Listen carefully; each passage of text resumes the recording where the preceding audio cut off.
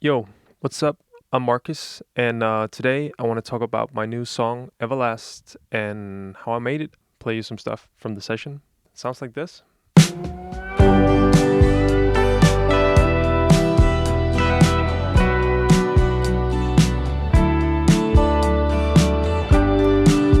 That's basically the foundation chords of the song, starting with the drums. I'm playing the drums, and I recorded these drums in the room next door. They sound like this. It's pretty straightforward, rock and roll beat.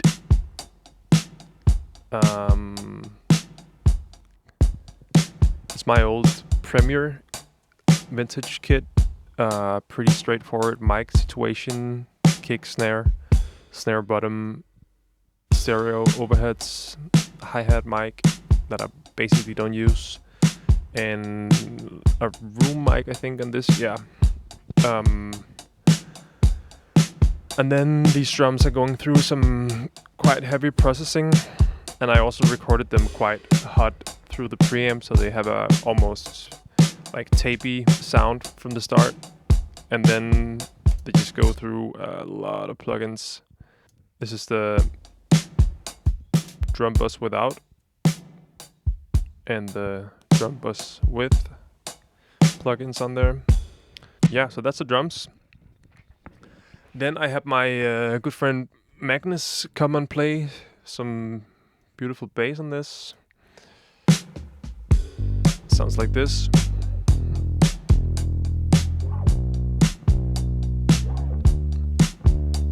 He played this on his old P bass. It's like 60s P bass. And then I just really crushed the tone on this, and I really love this like dirty bass sound. It sounds dirty here, but in the mix and the context, it doesn't really feel that way. It just sticks out a bit more, and I like that.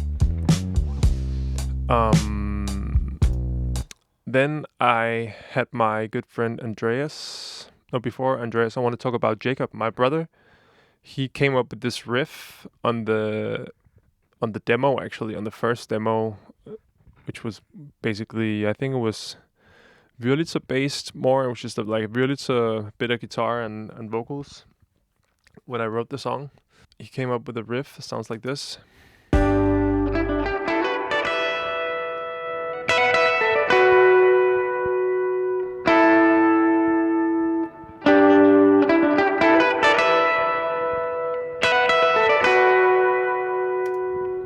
He's a genius.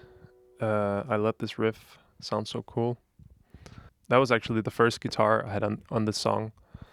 And then I have my friend Andreas. He's an amazing guitarist. He played all the acoustics on the song. Sounds like this.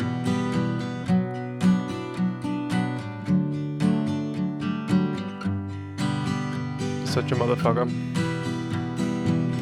Comes and later he played some like finger stuff.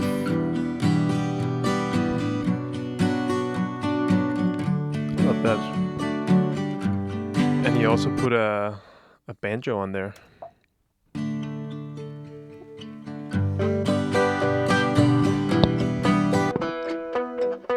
Sounds like this. So cool.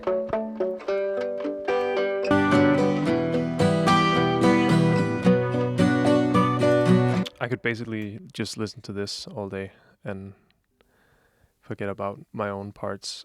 I also had Andreas record some lap steels on this. Sounds like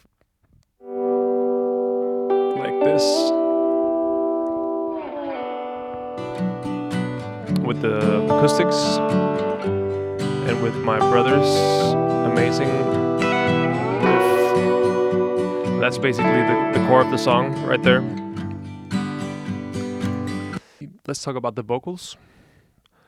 I was going for like a quite like pop sounding, clean-ish, in-your-face vocal, but I also wanted this like dreamy vibe to it.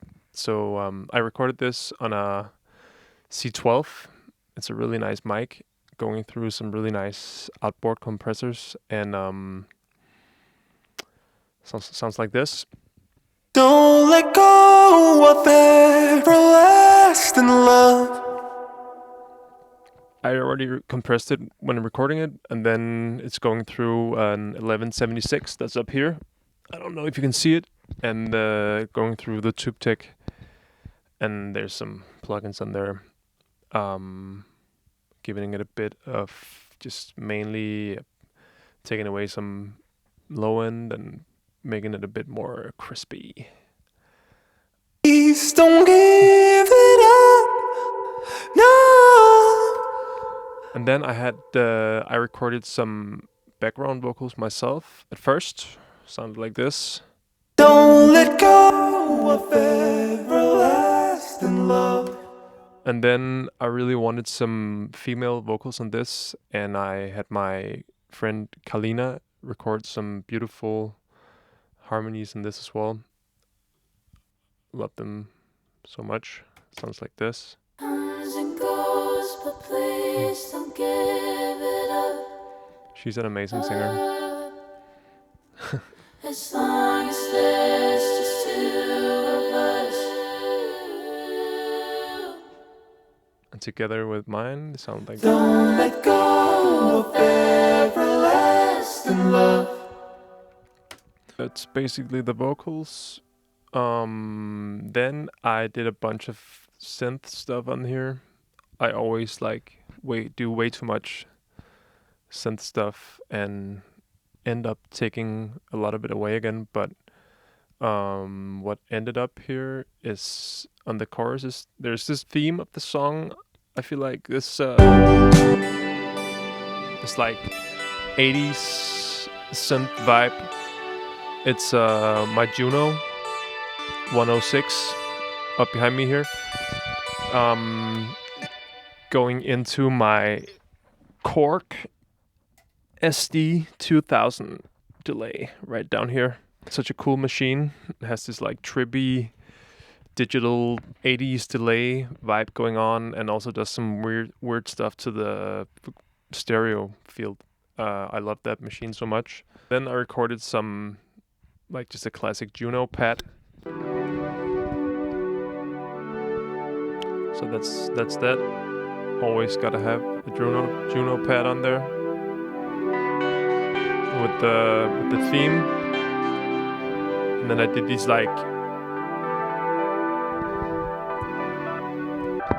this little theme. It's quite hidden, but this is also like a leftover from the demo. I really love this. And I did a Rhodes part on the bridge. I think it's only on the bridge actually, just to give a bit more, just to put a bit more in there. So all the keys sounds like this. Yeah, I guess that was the keys pretty much. Then I also did these vocal throws with my Korg SD 2000. Sounds like this.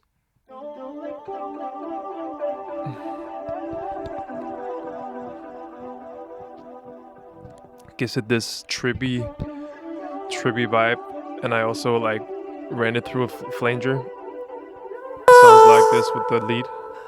As long as there's just two of us who still believe, then it's enough. I really love that Korg machine. Then I ran the whole song through. I printed it through this old reverb up here. It's a Pioneer reverb made for old record player systems, so you could put a bit of spring reverb on your records at home. Like if you felt like your Miles records were a bit too dry, you could put a bit of spring reverb on there. But I use this. It's a mono reverb, and I use this a lot on basically all my songs. You can barely hear it, but it just does a bit of vibe adding. Sounds like this. It's just a dirty raw spring vibe. And yeah, altogether, it sounds like this. It comes and goes, but please don't get. And then I'm running it through my my go-to master chain. The mix comes out of the computer and into some nice machines that I have. Makes it all sound creamy, buttery, and nice. I think that's it. Thank you so much for tuning in, and let me know if this is interesting for you, and if you would like to know more about any specific parts or like how I recorded stuff or whatever. I love to talk about this. So hit the subscribe button and see ya. Thanks.